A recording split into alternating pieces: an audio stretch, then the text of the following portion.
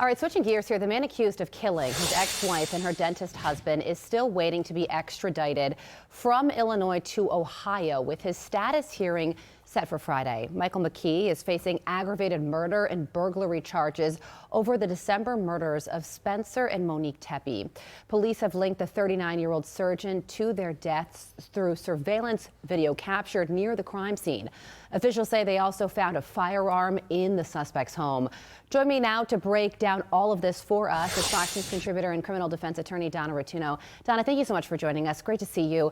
So the latest here is this hearing, the status hearing that is set for this week into these horrific crimes. What can we expect to take place there?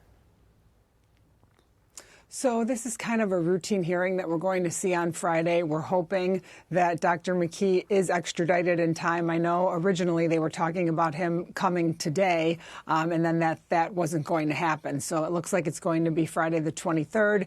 I expect him to enter a plea of not guilty. I know when he appeared before the judge in Illinois, he was yelling that he's not guilty, but he will enter a plea when he goes before the judge in Ohio, which is where he needs to do that. After that, we're going to just probably give him a quick date and move on. I wouldn't be surprised if at some point there's some mental health issue raised here, because otherwise this really makes no sense. We've heard nothing about a motive. We're getting little bits and pieces as time has gone on here. I'm hoping that when he goes before the Ohio court, we will learn more about potentially what their evidence is showing. Well, court documents also say that he allegedly used a silencer to kill Monique and Spencer Tepe.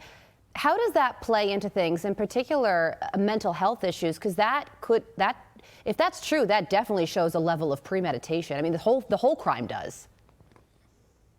Oh, it absolutely does. And I'm not saying that there'll be viable mental health issues, but I wouldn't be surprised if we heard about them at some point during this. This definitely was planned. This definitely was calculated. Not only the silencer, but driving that distance and then driving back, potentially working in between these days. I mean, this man was a surgeon, and so there was multiple days between the actual crime and the arrest. The gun found in the house was not disposed of. There were multiple weapons, is what we're hearing. And one of them, in preliminary tests, does match the crime scene ballistics. Okay, we also want to ask you about Anna Kepner, because there have been no arrests made in the tragic death of this 18-year-old. She died on a cruise ship over 2 months ago.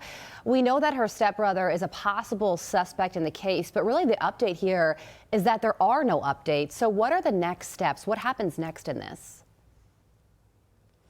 I agree. It's very surprising that we haven't had any updates here because, again, remember, you know when you're on a cruise ship who goes in and out of a room based on not only the keys, but there are cameras everywhere. So I don't think this is as much of a question for law enforcement of a whodunit as what is the actual charge. I think that the issue here, and this is only based on what we've heard at this point, I think the issue is the intent. We have this stepbrother who clearly had some issues. He ended up being checked into a hospital after this. I think that he had some issues moving, prior to this murder.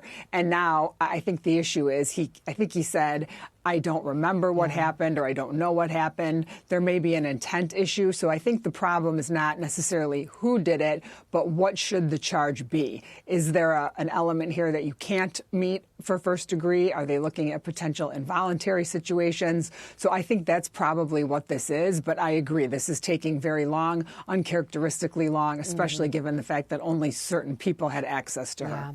Well, both of these cases are so tragic and both allegedly involve past and current family members. Donna, thank you so much for joining us. We appreciate it. Thank you, Carly. You're very welcome. I'm Steve Doocy. I'm Brian Kilmeade. And I'm Ainsley Earhart. And click here to subscribe to the Fox News YouTube page to catch our hottest interviews and most compelling analysis.